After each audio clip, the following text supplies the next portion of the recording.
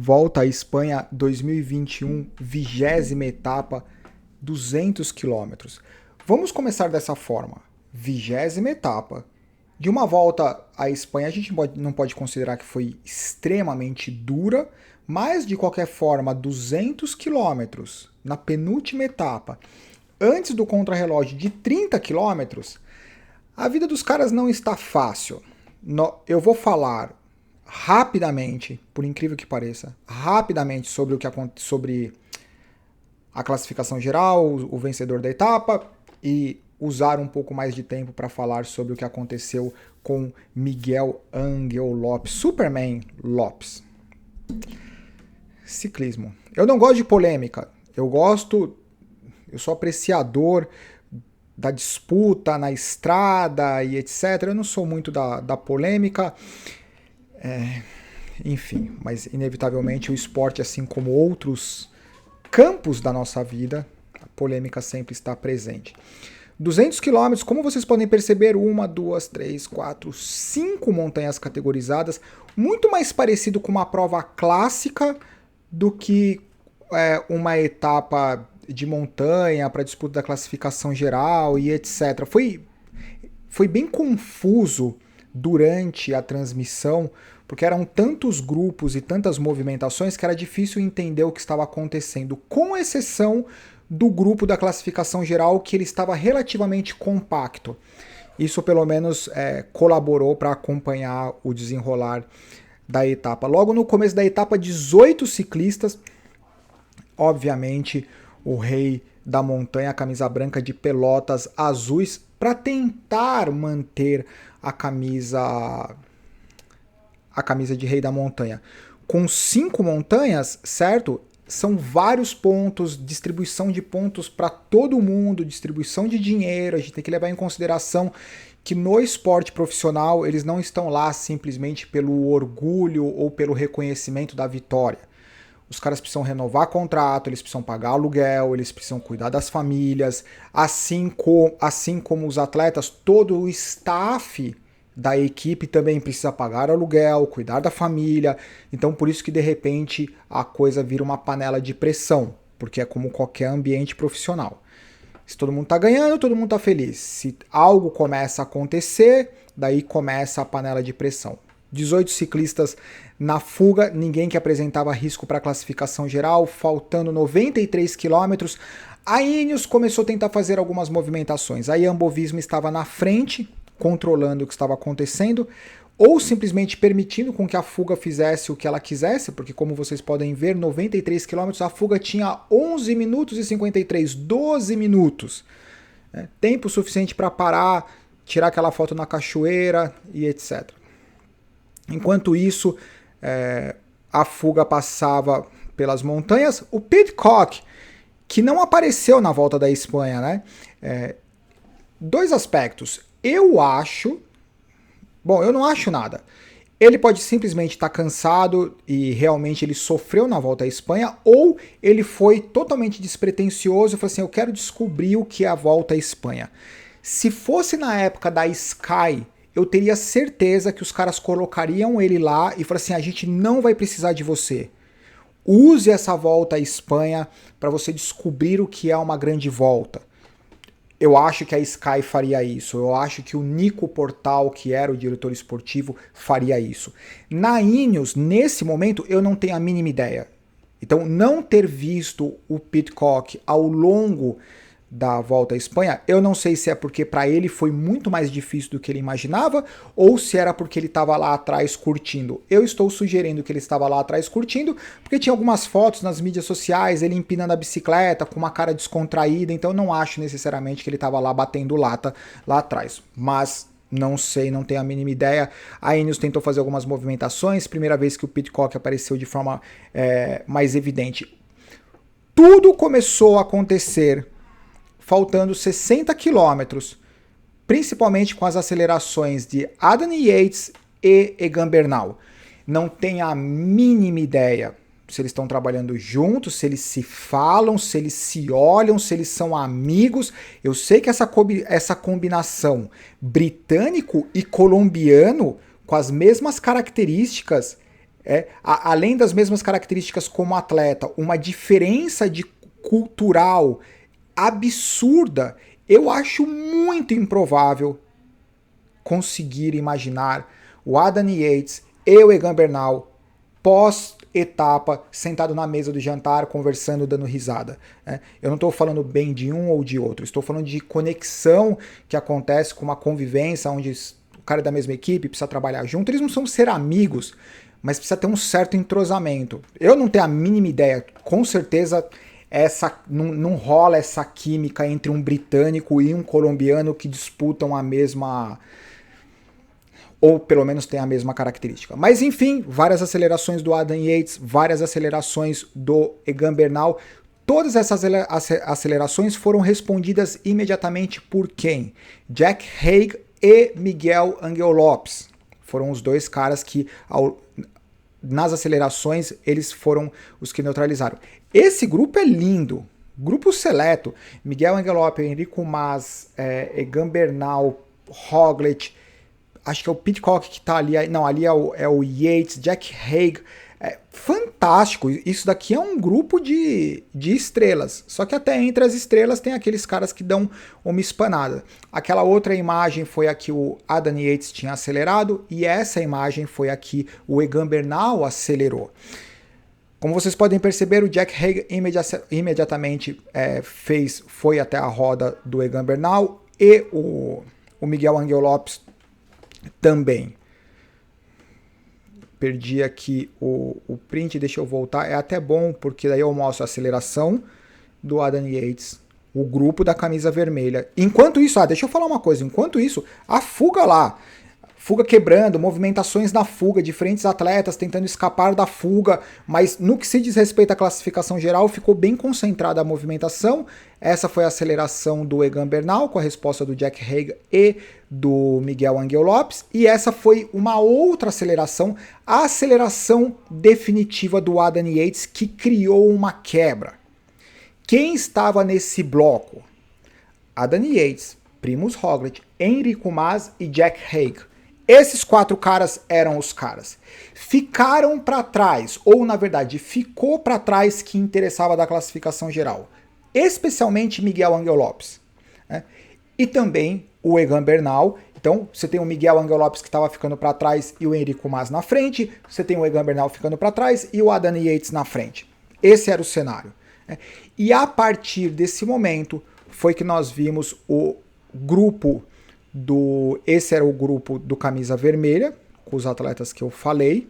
Esse é o Gibbons, Christoph Gibbons, da UAE, que tentou uma fuga, foi o cara que ficou, foi o ciclista que conseguiu ficar mais tempo isolado do pelotão e dos perseguidores. Dava até a impressão, num determinado momento, que ele poderia ser bem sucedido, porque ele estava subindo a penúltima montanha com uma boa vantagem, desceu a penúltima montanha, manteve a vantagem, só que quando chegou na montanha final, as coisas mudaram. Esse é o grupo perseguidor contendo Miguel Ángel Lopes. O que aconteceu? Alguém vai ajudar o Miguel Ángel Lopes? Não.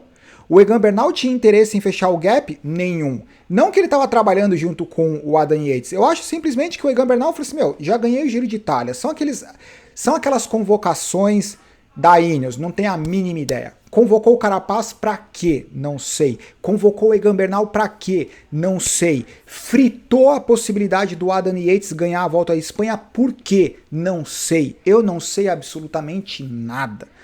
Depois que a Ineos comprou a Movistar, virou uma bagunça entre essas duas equipes que nem eles entendem mais o que é. Mas esse era o grupo que tinha o Miguel Ángel Lopes. Nesse momento, ou próximo desse momento, foi o que depois nós descobrimos que o Miguel Ángel Lopes abandonou a Volta à Espanha. A gente vai falar sobre isso no final. E esse é o Gibbons. Eu acho que é Gibbons que se pronuncia. Gibbons. Da UAE, que foi o cara que, como vocês podem perceber, ele tinha 1 minuto e 25 do grupo perseguidor, que era o resto da fuga, 2 minutos e 29 do grupo da camisa vermelha e 6 e 56. O Miguel Ángel Lopes, nesse momento, faltando 27 quilômetros, ele já tinha uma diferença de mais de 4 minutos do grupo do camisa vermelha. Eu vou falar sobre esses detalhes depois. Estou ansioso para falar sobre isso e eu quero que vocês parem o vídeo agora e coloquem aí o seu comentário. O que você acha dessa história? Essa deve ter sido a 5ª ou 6ª aceleração do Adam Yates. De novo, por que a Ineos não colocou o Adam Yates como capitão da equipe? Por que a Ineos convocou o Carapaz após um ano fantástico? Ele está cansado. Por que convocaram o Egan Bernal? Teve um ano fantástico, provavelmente está cansado. E por que não deram oportunidade para o cara que está no melhor da forma física dele?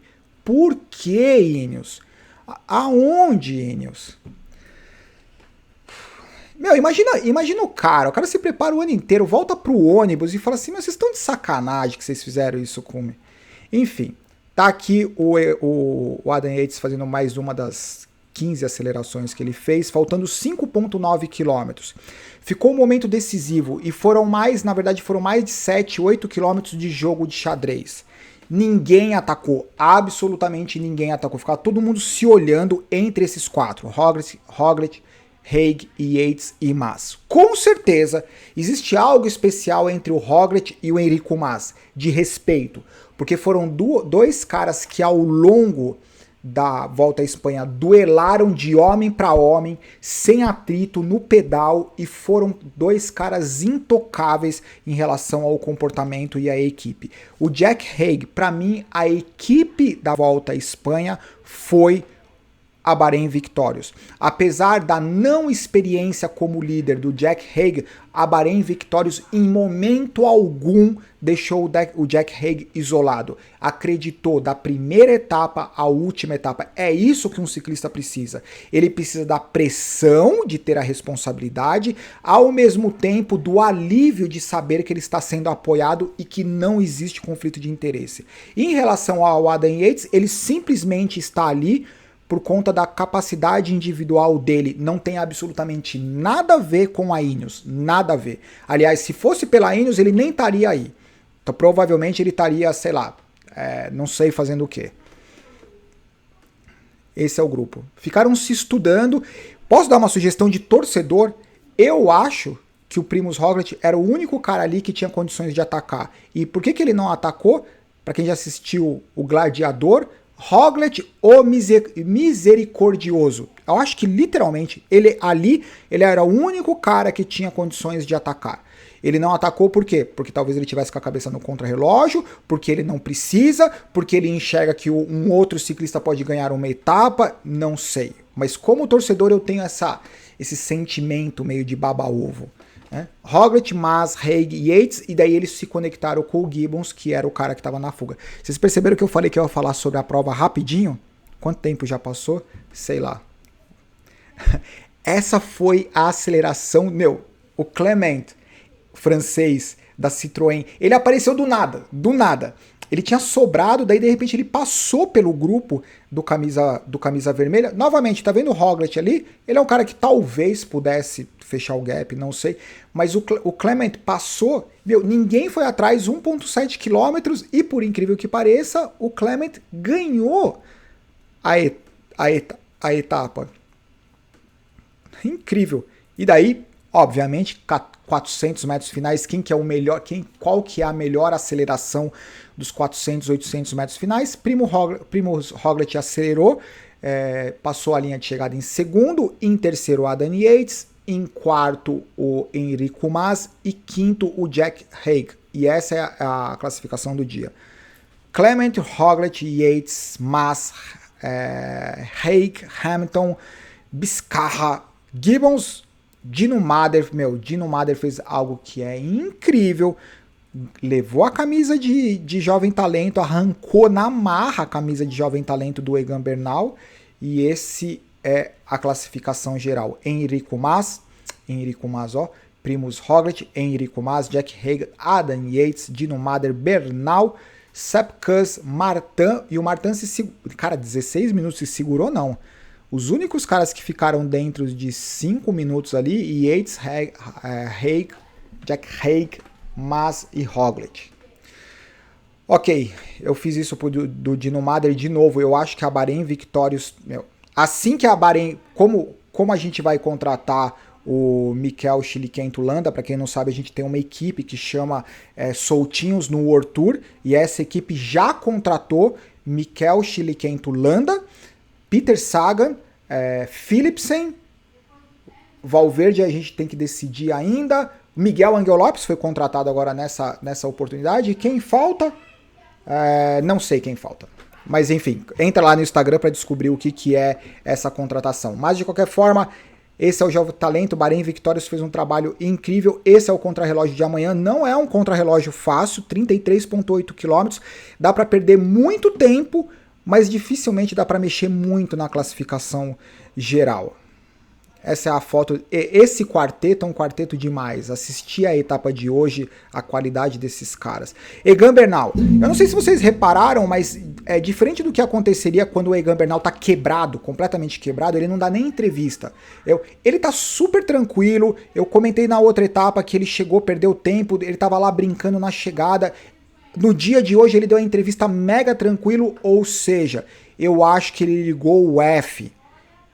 Por incrível que pareça, eu acho que ele tá com sentimento de dever cumprido. Eu acho que nem ele entende por que colocaram ele para fazer a volta à Espanha, entendeu? E ele ligou o F. Ele tá se divertindo e sei lá, entendeu? Diferente do que aconteceria. O Egan Bernal tá... Não, ele não tá mal. O cara tá bem, olha a cara dele. Entendeu? Numa etapa dura, ele acabou inteiro.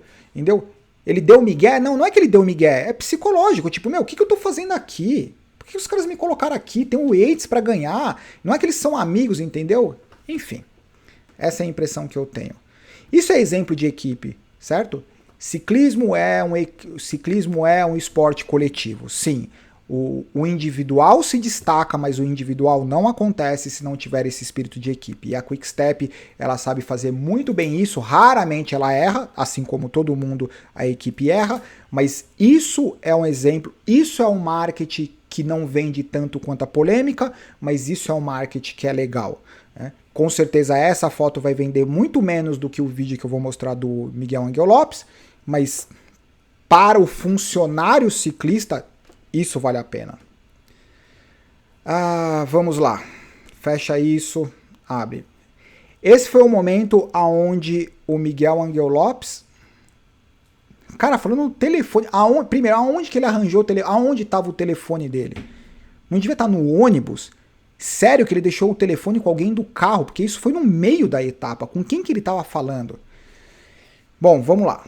Desistência do Miguel Angel Lopes. Pelo que parece, o Miguel Angel Lopes ele ficou inconformado porque deram ordens para ele não continuar atacando, para ele voltar para ficar com ele com o Mas, ou simplesmente não acelerar. E parece que ele ficou inconformado e abandonou a prova. Primeiro aspecto que não tem como mudar, certo? Daí eu vou fazer alguns comentários, vocês me dizem o que vocês acham. O que não tem como mudar? O ciclista, ele é o cara que é contratado e que recebe o salário. Só que todo o staff, o patrocínio e etc., quanto melhor é o ciclista na equipe, maior é o percentual de responsabilidade dele sobre aquela empresa. É como se ele fosse um acionista. Ele não é um acionista diretamente, alguns ciclistas até são, como o Chris Froome, provavelmente ele é acionista da Israel Startup Nation, eu acho, ele tem um percentual. Mas, por exemplo, o Miguel Angel Lopes provavelmente ele não tem. Só que o que acontece? Todos os staffs, mecânicos, fisioterapeutas, todo mundo da Movistar precisa de resultado, patrocínio e etc. E isso só acontece com a performance dos atletas. Também existe atrito entre os fisioterapeutas, entre o pessoal da cozinha, entre os mecânicos, entre os motoristas. Por que esses caras tentam não espanar? Porque eles sabem que se eles espanarem, isso vai impactar um todo. Então, quando o ciclista toma a decisão de abandonar uma etapa, por exemplo, ele está abandonando a possibilidade da bonificação em dinheiro. A gente precisa lembrar que o Miguel Angel Lopes estava em terceiro na classificação geral e tinha uma chance muito grande dele continuar terminando em terceiro. Tá? Então, eu estou falando disso pontualmente, do staff. Então, se nesse momento ele chegar para os staffs, fazer um cheque equivalente. Falei, galera, desculpa, faz um cheque equivalente ao bônus, distribui pra galera, vai pra Jumbo Visma, que parece que ele foi contratado, falei assim, galera, desculpa, pra mim não dá Eu prefiro pagar, eu prefiro... eu deixei vocês na mão em relação à expectativa, mas não vou deixar vocês na mão em relação à grana, porque a gente precisa lembrar que os caras estão lá trabalhando, os caras não estão lá por vaidade. Os caras estão lá trabalhando, o cara precisa pagar o aluguel e etc. O cara precisa continuar se empenhando, porque ele sabe que se o Miguel Angel Lopes chegar em terceiro, vai ganhar a bonificação, vão rachar a bonificação, e o cara continua lá por conta da bonificação, como qualquer trabalho. Entendeu? Se o cara espanou, faz o cheque, entrega pra galera e fala assim, tô indo embora. Tá? Só para começar a colocar um contexto de profissão no ciclismo. Porque dá a impressão que os ciclistas eles estão lá para se divertir. Né? Que o cara vai pagar a conta do mercado com troféu, que ele vai pagar o aluguel com coleção de medalha, entendeu? Assim como o fisioterapeuta, assim como o mecânico. Não. Na vida real eles pagam isso com dinheiro, e o dinheiro vem do resultado. Tendo dito isso, é o seguinte. O comprometimento dele com os torcedores. O ciclista ele vive de resultado e a segunda fonte de renda são os torcedores, porque são os torcedores que, né, fazem com que a mídia aconteça, com que os produtos sejam vendidos e etc. O que poderia ter feito ele ficar tão inconformado? Alguma coisa que foi prometido antes da volta à Espanha. E durante a volta à Espanha ele ficou esperando, e isso nunca aconteceu. É uma panela de pressão, chega uma hora o cara fala assim, meu, chega, eu não aguento. Entendeu? Todo mundo tem o direito de explodir. Agora, se ele bancar o chilique, isso vai ser justificável. Por quê? Vamos imaginar que ele vai para Jumbo-Visma e o cara tem uma carreira incrível. Ele pode olhar para trás e falar assim, aquilo não faz parte da minha personalidade. O que acontecia lá era tão fora dos meus parâmetros que eu explodi. Tanto é que eu vim para uma outra equipe e tudo melhorou. Agora, se o Miguel Angel Lopes tiver o azar de acontecer, o que aconteceu, por exemplo, com o Mikel Chiliquento Landa, quando ele chilicou na Sky, na frente de todo mundo, porque ele achou que ele era melhor que o Chris Froome, e daí ele saiu da Sky, né, depois do chilique e nunca ganhou nada, aí a carreira do cara fica complicada. Entendeu? Porque daí ele não fica marcado por um episódio que ele perdeu o controle por falta de organização da equipe. Ele fica marcado porque ele perdeu o controle porque ele é descontrolado. Entendeu? Então eu estou torcendo para que o Miguel Angel Lopes, para que ele vá para Jumbo-Visma e que ele tenha uma carreira brilhante, porque eu sempre torço pelo ciclista. Caso isso não aconteça, todo mundo vai lembrar do que? Do Miguel Angel Lopes chiliquento e não do Miguel Angel Lopes que foi prejudicado por uma equipe. Tendo dito isso, o que vocês acham dessa polêmica toda? Eu acho uma pena, porque eu acho que, de modo geral, a Movistar ela não teve a competência de manter dois caras na classificação geral. E isso seria feito de forma extremamente fácil. É difícil porque a gente não conhece esses caras pessoalmente, nem os ciclistas, nem os staffs e etc. E aquilo que a gente vê no Netflix, aquilo é editado. Eu faço vídeo no YouTube, vocês já sabem tão bem quanto todo mundo que assim, aquilo lá tá... Coloca uma série, vê o que dá mais audiência, qual é o capítulo que é mais assistido, entendeu? Foca naquilo. Então, polêmica da audiência? Polêmica da audiência. Então vamos colocar polêmica. Entendeu? Com certeza nos próximos episódios vai ter briga de mecânico, briga de etc. Putz, eu lembrei que a gente precisa contratar o Cavendish para soltinhos no World Tour. Enfim, é uma pena porque o Enrico Mas, ele nunca esteve tão bem na carreira dele como nessa volta à Espanha. E seria um brilho adicional se a equipe tivesse conseguido convencer o Miguel Angel Lopes. Falar assim, Miguel Angel Lopes, é o cenário perfeito. Primeiro, Primož Roglič. Segundo, Enrico Mas. Terceiro, Miguel Angel Lopes. Você vai ter a sua oportunidade, fica tranquilo. Entendeu? É uma pena que isso tenha acontecido. Então, eu acho que o cara da volta à Espanha foi o Enrico Mas, porque com certeza o clima dentro do ônibus da Movistar era terrível e mesmo assim o cara foi sólido por 20 etapas.